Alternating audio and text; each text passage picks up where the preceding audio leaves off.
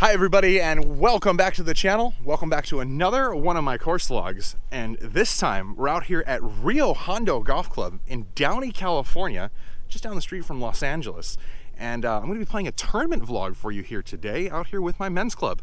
Shot for shot, hole for hole. There's really nothing different, except today I'm playing in a tournament. Hey, if you're new to the channel, please click the like button down below, the subscribe button as well. I'd love to see you here week after week. Let's head on out to the first hole.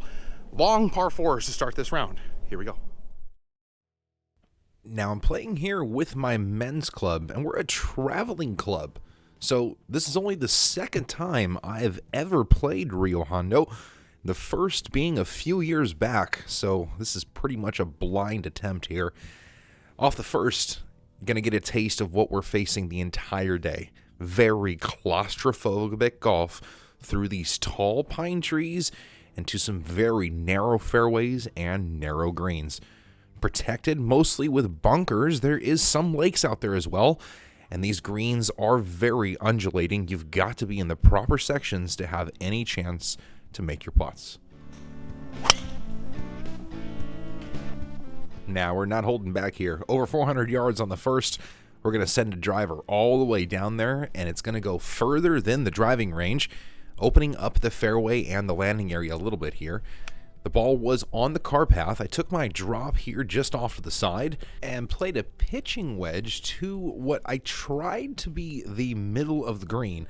The ball didn't quite come out as hot as I expected, and it was right on the front of the green. I had to putt it, and I had about 80 feet all the way back there to the hole, and I just mishit it off the putter. 25 feet left for par.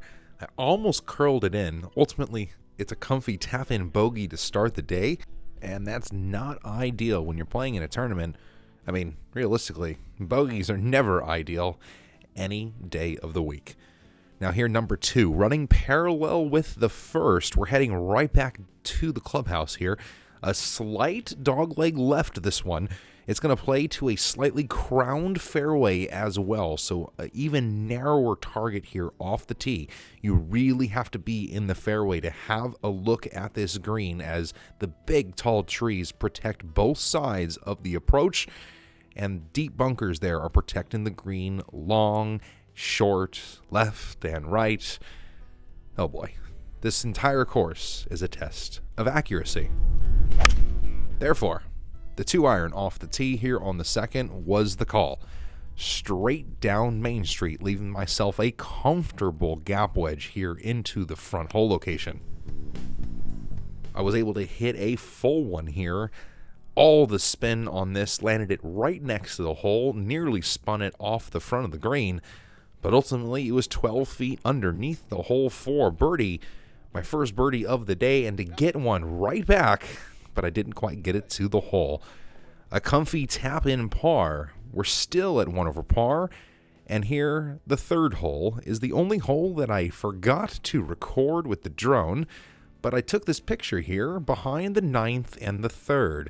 The 3rd is the par 5 off to the right there. It's very narrow, but very short.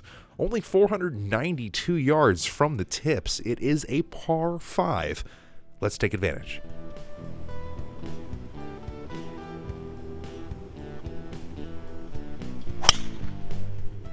Now, the format of the day was a 2-man best ball where only one counted every hole. So if your partner was in it, you didn't have to be. Everyone had to hole out their shots as we were posting scores. And here with this 170-yard approach into the par 5, we're hitting a short iron, just an 8-iron into the par 5, just above the hole for 30 feet for eagle, which we still haven't seen on the channel. And here with the short par 4, I thought it would be a good opportunity.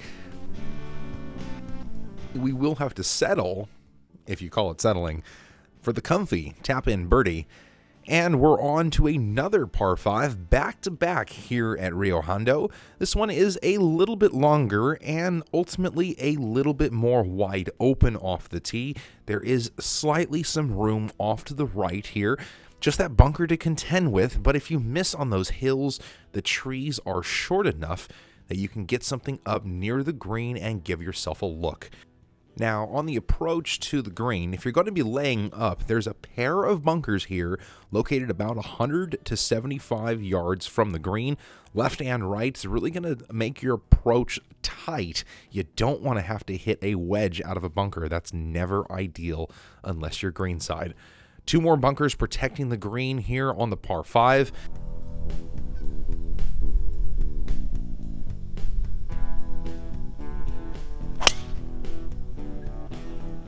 Finally able to find the face squarely right down the middle. I hit everything out of this ball under 200 yards into the par 5. A comfortable 7-iron here as the flag was all the way back, and this club should go about 190 yards if I flush it. Perfectly right underneath the hole in the middle of the green. Another eagle putt, back-to-back looks. Maybe we can finally convert. Boom, let's go.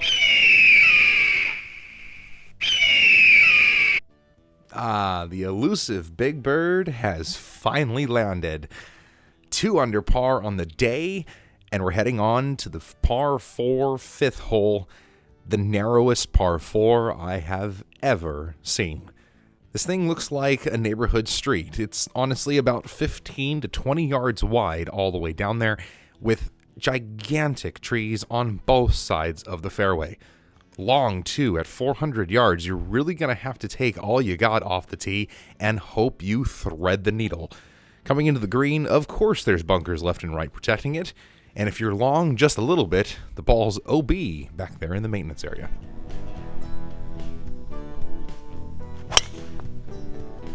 Now, I had some extreme confidence here with the driver after hitting a great tee shot on the last hole and finally rolling that eagle putt in.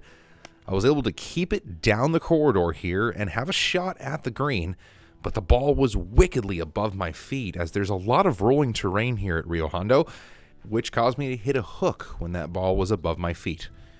And needless to say, I just hit a terrible chip shot over there as well. Sometimes you just hit a duff coming off of an eagle, and then you got to get up and down for bogey. That was a pretty good chip shot coming off of a duff. And here, 3 feet under the hole to salvage a bogey coming off the eagle. That's not ideal. You'd love to kind of just back it up with a validating par, but hey, it's 1 under par through 2 holes, and we're on to the short par 4 6th hole. Now, this water is going to come into play for nearly everybody off the tee unless you can hit it about 275 to 280 off the tee or more. You're going to have to thread the needle between the bunker on the left and the lake on the right. If you got it, send it right over the water. It's one of the widest open spaces you got on the entire golf course. And try to get it up and down for your birdie.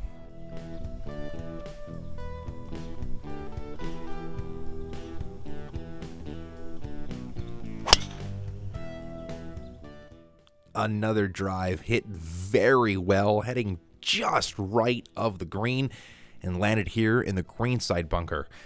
Just had to get up and down for birdie. Let's hit a good bunker shot here.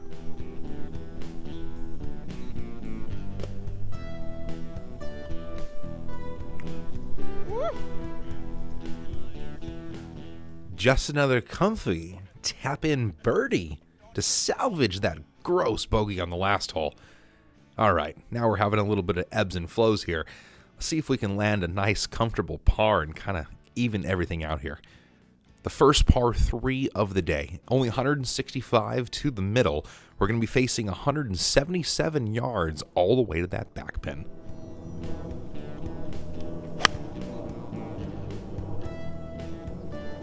Tugged that 8-iron just a little bit, missing it long left of this stick.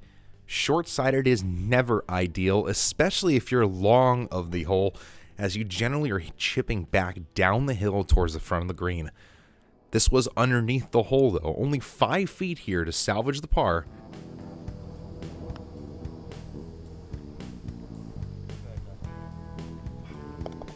That's just called a 4-letter word, and it's called golf. Birdies and bogeys, birdies and bogeys.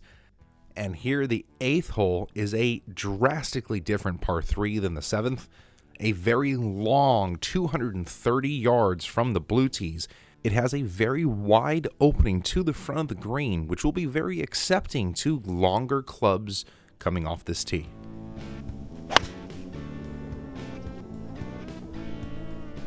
Now that big wide opening allowed my ball to bounce big onto the green, playing perfectly to this front hole location, pin high, 20 feet away for birdie. Yeah. This is just the definition of an up and down round. I guess sooner or later I could make a par, but I don't mind the birdies that just keep dropping. Finally, we've reached the hardest hole on the front nine.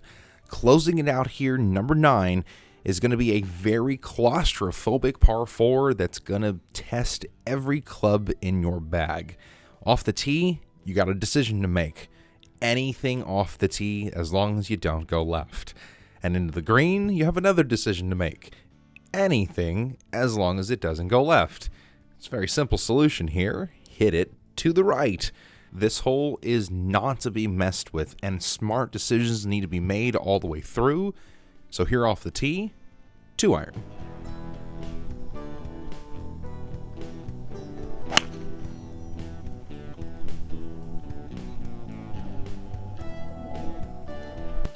It was an awesome decision just to hit it right into the water.